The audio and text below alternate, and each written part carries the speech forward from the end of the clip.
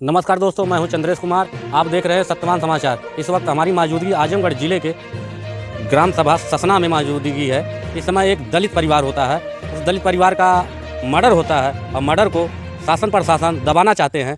और उस शासन प्रशासन से हम ये कहना चाहते हैं, क्या दलित होना अपराध है? चमार होना अपराध है? अगर अपराध है तो आप शासन प्रशासन क्या कर रहे हैं? शासन प्रशासन किस लिए बने हैं? आइए मैं जानता हूँ इस बहन का क्या है। मतलब कहे न तो से पुलिस वाली हमसे कुछ ना कहें, बस खाली इतना कहें कि क्या बोल जाए तो समझौता कर लो और कुछ नहीं। समझौता कर लो। और पैसा के लिए क्या बोले थे? पैसे के लिए बोले थे 1-2 लाख, मतलब जो होगा अपना ले लो, समझौता कर लो, इसमें आपको कुछ नहीं होगा।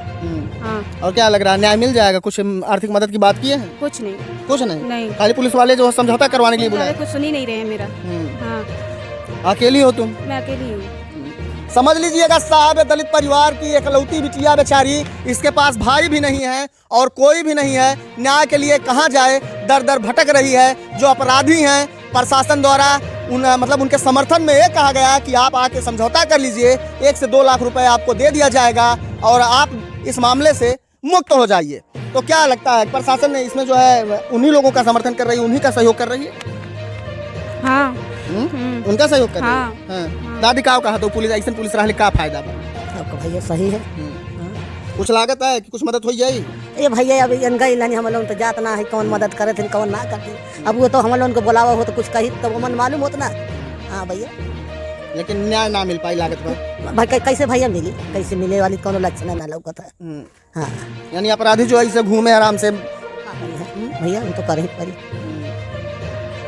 यहाँ पे माता जी हैं, माता जी यहाँ पे इनकी बताइए, आप भी गई थी थाने पे? आप हमने गए हैं तो वो बुलाए हैं कि आप सुलह कर लो, 10-20 हज़ार ले लो, तो हम लोग के देखे तक हमारे को नहीं, हम लोग सुलह नहीं करें। हाँ, हमारी लड़की का हम लोग सुलह ना करो, 10 लाख हमारे रुपये दे तो लोगों को भी पसीना चुएला, वैसे सब भाग गए वैसे। समझ सकते हैं साहब, आपसे बताते हैं, जब पुलिस वाले इन लोगों को बुलाते हैं कि आप समझौता कर लीजिए 10-20 हज़ार 1 लाख लेकर के, तो यहाँ पे परिवार यानी रिश्तेदार जो थे इस परिवार के साथ में, उनका कहना था वो जो है कहें कि आप जो है एक काम करिए कि ऐसा है, गरीब परिवार, एकलौती बिटिया है जिसकी 2 बार बच्चा मतलब पैदा हुए और अब इस दुनिया को छोड़ के चले गए और उसके पति को कहीं ना कहीं मार दिया जाता है कुछ लोगों द्वारा। और ऐसा है, जब इनको जीने के लिए कुछ सहारे की अगर ज़रूरत है तो आप 10 लाख रुपया दिलवा दीजिए, हम समझौता करवा लेंगे। तो यहाँ पे पुलिस 302 का NCR या FIR ऐसा कुछ दर्ज करती है और दर्ज करने के बाद मामले को आगे ट्रांसफ़र कर देती है। और वहाँ पे 4 लोगों के नाम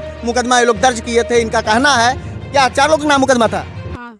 4 लोगों? हाँ, 4 लोगों। 4 लोगों के नाम से मुकदमा था, लेकिन वहाँ पे मात्र 2 लोग पकड़े जाते हैं और जो है उनका 302 में चालान करते हैं या क्या करते हैं प्रशासन के लोग ही जाने। लेकिन आपको क्या लगता है, आप कमेंट में बताइए कि क्या दलित परिवार के साथ में इस तरह से जो भी उत्पीड़न आपको देखने को मिल रहा है, इसे पूरे उत्तर प्रदेश में ही नहीं पूरे भारत के कोने कोने में, क्या आपको लगता है कि यह उचित है? क्या दलित समाज कीड़ा मकोड़ा है, इसे मसल दिया जाए और कोई कुछ करने वाला नहीं है? क्या योगी जी, हम आपसे जानना चाहेंगे कि आपके राम राज्य में ऐसे दलितों के लिए कब तक जो है ऐसा उत्पीड़न का ये जो है क्रियाकलाप का तांडव चलता रहेगा? हम आपसे सवाल करेंगे क्योंकि सत्या में आप हैं, मुख्यमंत्री आप हैं, आप उत्तर प्रदेश के राजा हैं। कहीं ना कहीं आपसे ये परिवार उम्मीद लगाया बैठा था कि मैं दलित परिवार भले हूँ, लेकिन मेरा जो एक राजा है निष्पक्ष भाव से मेरा जो है न्याय करवाएगा। लेकिन आप तक कोई भनक पहुँचती ही नहीं है महोदय। और योगी जी आपसे बता देना चाहते हैं, ये बेचारी अभी कम उम्र में ही विधवा बन गई। आप समझ सकते हैं कि इसके पति को इस दुनिया से विदा कर दिया जाता है कि कुछ मनबड़ व्यक्तियों द्वारा। और आपसे बताते हैं, आपके ही प्रशासन पुलिस के लोग इस पे अभी लिपापोती के सिवा कुछ नहीं किए हैं, ऐसा परिवार का कहना है। आखिर हम बताते हैं आपसे कि हम जहाँ भी जाते हैं, जिस भी समाज का मुद्दा होता है बेबाक तरीके से उठाते हैं। कारण ये होता है, मैं यही चाहता हूँ कि कोई भी गरीब परिवार हो वो न्याय के लिए ना तरसे। न्यायिक व्यवस्था सबके लिए समान है। अगर न्यायिक व्यवस्था सबके लिए समान है तो फिर ऐसा क्यों होता है कि गरीब परिवार न्याय के लिए तड़पता और तरसता हुआ नजर आता है? आखिर दर दर की ठोकरें खाटता है, दर दर भटकता है, आखिर क्यों? सबसे बड़ा सवाल यही है। और हम आपसे बताएं कि आज कितना दिन हो गया घटना को? घटना को हो गया 10-15 दिन हो गया। अरे ये तो 15 दिन पूरे। 15 दिन होने वाला? हाँ, 15 दिन होने वाला, लेकिन कुछ हुआ नहीं है। कोई मदद नहीं? कोई मदद कर ही नहीं रहा है। हाँ।